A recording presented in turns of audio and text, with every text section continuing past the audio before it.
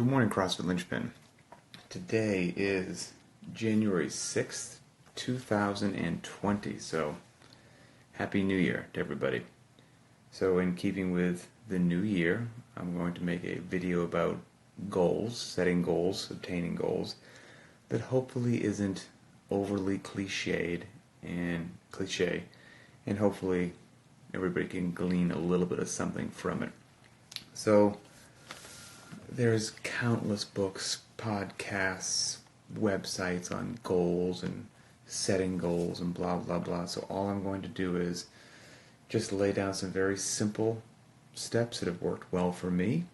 If they sound good to you, embrace them, give them a try. If you don't like them, throw them in the trash and do whatever works well for you. So, first of all, I'm a big fan of goals on a continual basis, not just because it's January 1st. I think organizing your life, having a little bit of vision, writing things down, and developing some sort of a plan to pursue what it is that you would like to obtain in various areas of the world, it's a good idea, not just when the calendar flips, but it's a good idea all the time. So, with that being said, there's a bunch of categories, but I like to put goals into 4 different categories. I'm sure you could make a huge list. Maybe these categories could have subsets, okay? But the 4 big ones that I have: physical goals, intellectual goals, spiritual goals, and then social goals. And that's kind of the four areas. And the physical ones are relatively straightforward, right? Most people are going to be chasing a certain, gave themselves a deadlift number, or a snatch number, or a time for Helen, or, I don't know, maybe they went to the doctor and some of their health markers aren't exactly where they would like them to be, and so their physical goals are to get those health markers more in line. A lot of people's physical goals will involve nutrition and diet and the types of foods that they're eating. So all of that would fall under the physical category as far as I'm concerned. Maybe if you're significantly overweight, you have a certain goal, body weight you want to reach, body composition, all that good stuff. So that's the first one, physical goals. Second one, intellectual goals. And that can be in a wide variety of areas that just make you sharper between the ears. Maybe you are not super savvy with finances and you want to start reading or learning more about finances and kind of shore up that weakness for you. Business, history, economics, math, politics, science, you name it, whatever happens to spark your interest or is an area you think would make you better overall, that would kind of fall under the intellectual section that I break down. The next one is spiritual, and this one, in 2020, as soon as you say the word, it can be divisive and, binary. You're either with us, against us, and you turn some people on, you shut some people off. We're not going down that road. You do whatever you want to do. But for me, on the spiritual side of it, whether you're into organized religion, not into organized religion, whether you consider yourself spiritual but not religious, whatever it happens to be for you, I do think that is a very critical aspect to pursue something that, for lack of a better way to say it, is just good for your soul and makes you a better human being while walking the planet here in whatever that path is for you. I think everyone needs to pursue that area to improve their life overall, to improve their experience here overall, and to be a better person overall. So wherever that is for you, I'll leave that there, but I think you should get after it. And then the last one is social. And this could be maybe life got busy and, you got to go on schedule a date night a bit more with your spouse or partner or whoever that happens to be because, there's 1,000 things to do and it's easy to be a workaholic and it's easy to not be present in life as much as you should. So maybe that social goal is to schedule some time to get away from work, maybe to schedule a family vacation, maybe to schedule, something once a week with the wife or kids, twice a week, whatever it happens to be, and just be present and disconnect so that you can actually see and be a part of this wonderful thing here on planet Earth before it, blows by and passes you by. So those are the 4 areas that I generally break mine down into. So once again, physical, intellectual, spiritual, social. For each of those, you could have one thing under each, you could have 10 things under each, and you could even prioritize them even more after that. But I will say in those 4 categories, a key aspect of figuring out what to even put in there, it is a bit like improving your fitness in CrossFit.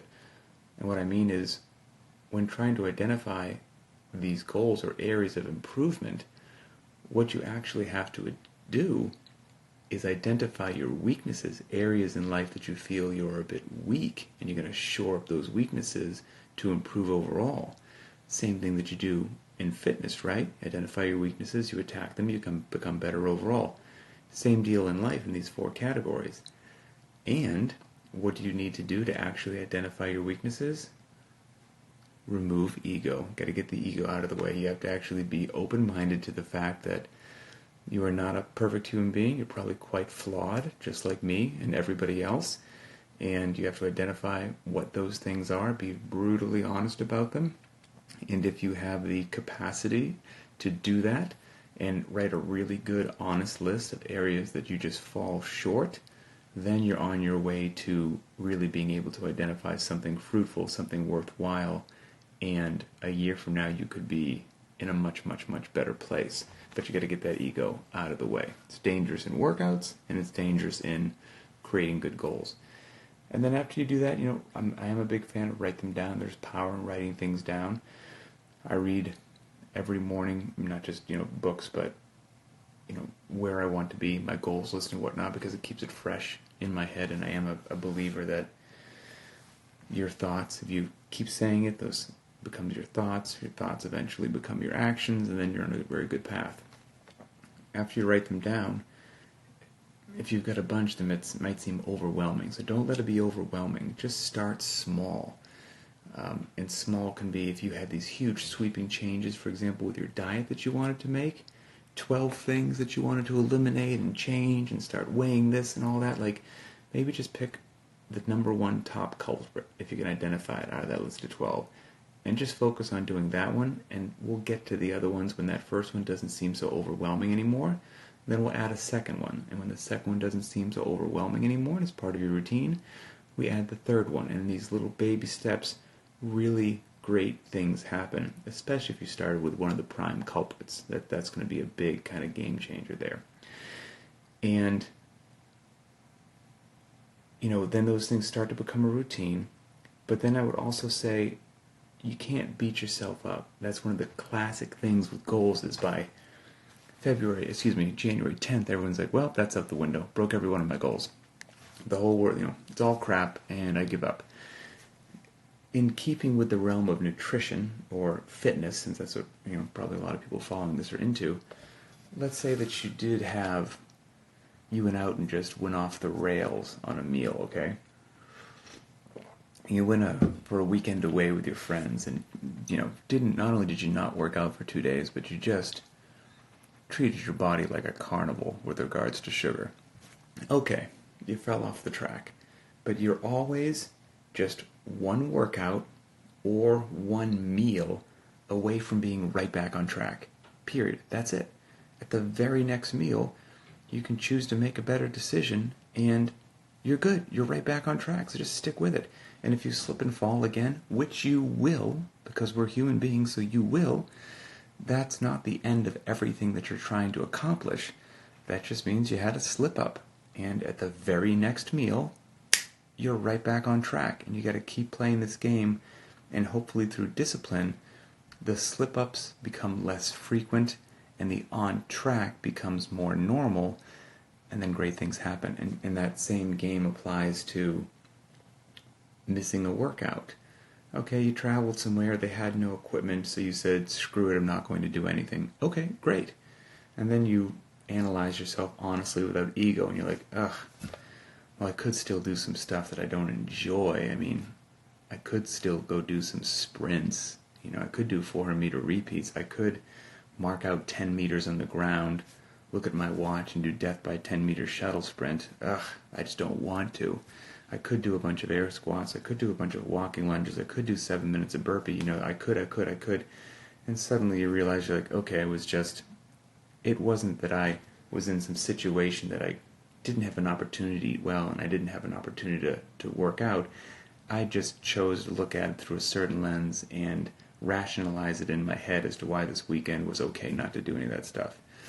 And it's your choice, it's your life, it's your decision, but all I'm saying is everybody has their own decisions to make, and there's usually a good one you can make, and there's usually a worse one you can make, or a better one and a worse one. Maybe there's never a perfect one, but I would encourage you to make the better decision. And if that's all you're trying to do, if you're not trying to pursue perfection, but you're just trying to say what would be the better choice in this situation, and you do that a lot, I think you're going to have a really good year. And that applies to all four of those categories, the physical, intellectual, spiritual, and social. I think you'll be on a good path. Yeah, that's it. So get the ego out of the way. Remember that growth happens through identifying your weaknesses as a human being and improving them. Growth doesn't happen by just bragging about your strengths.